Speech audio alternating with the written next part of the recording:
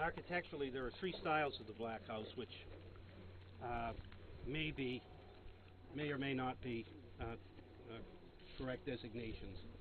There's the Hebridean, the Dalriada, and the Skye. This is a representation of a Hebridean Black House, the type of which that would have been found on the Isle of Barra.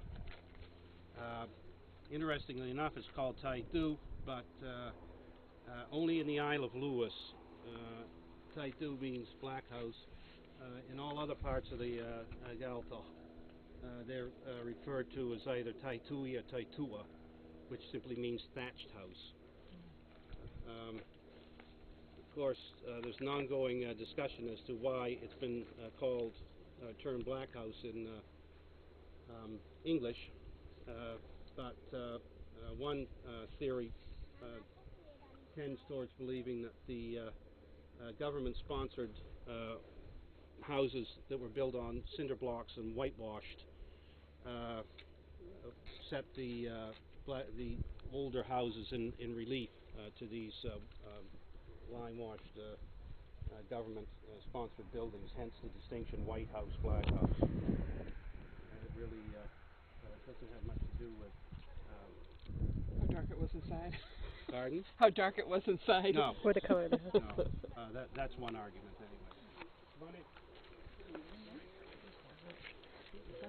I can see. It's black. It's going to be black. My grandmother was right. This was to get up a go, get up a run.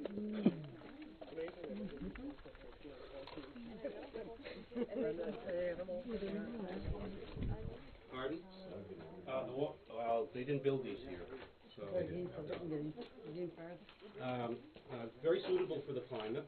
This particular building represents a time period around 1790. The walls are anywhere from 4 to 6 feet thick. They're double walls actually, and they're filled in between with various types of were filled in with seaweeds and various types of gravel and sand and whatnot to create an insulation in the sense of vapor barrier.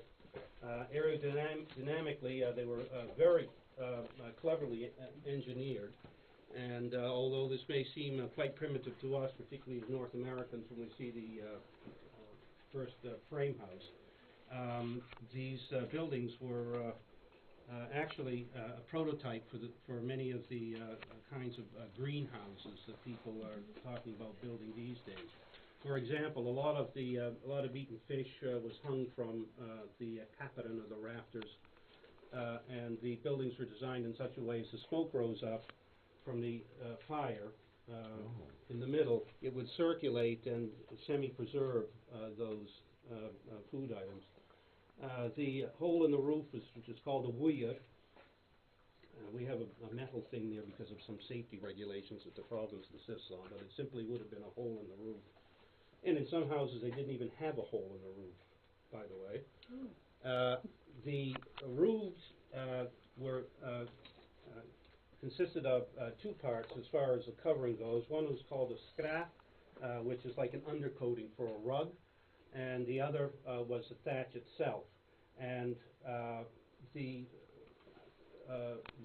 smoke in the house from the peat fire rose in such a way that it ultimately saturated both the scrap and the thatching, the tua.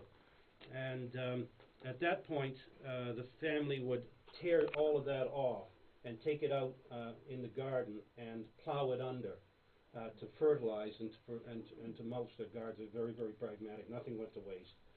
And then, of course, the house was rethatched. The animals stayed in the bath or the byre in the wintertime. They were often chained to the walls, and there would be I don't think we have one here, but there was a section of the wall was constructed in such a way that it could be torn apart in the spring to clean the manure and so forth out.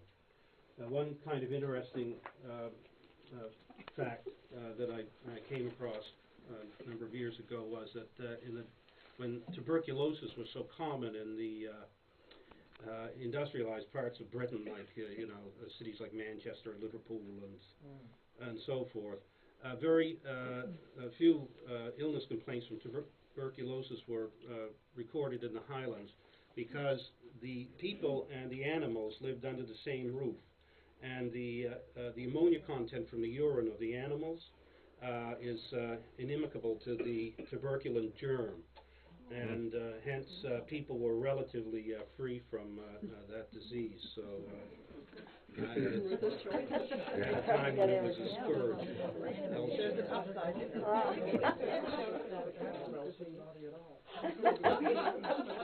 Diets were very elementary. People ate lots of oatmeal, oat products. There was no yeast, and a very masculine culture. People spent a lot of time outdoors during all seasons. As I said, these are pastoral people as opposed to an agricultural people.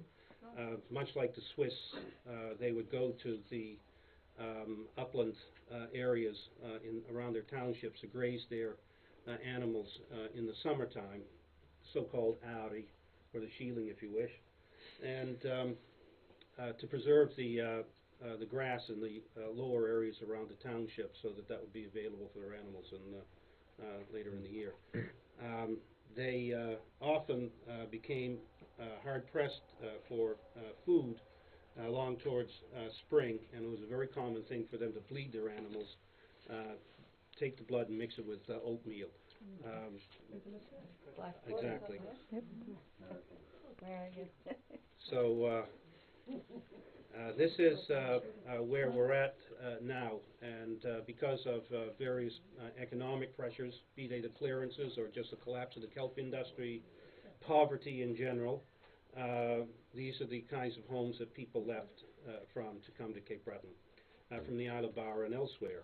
There's only a limited number of Scottish Gaelic surnames in Cape Breton, and these reflect areas around the western seaboard, the Inner and Outer Hebrides.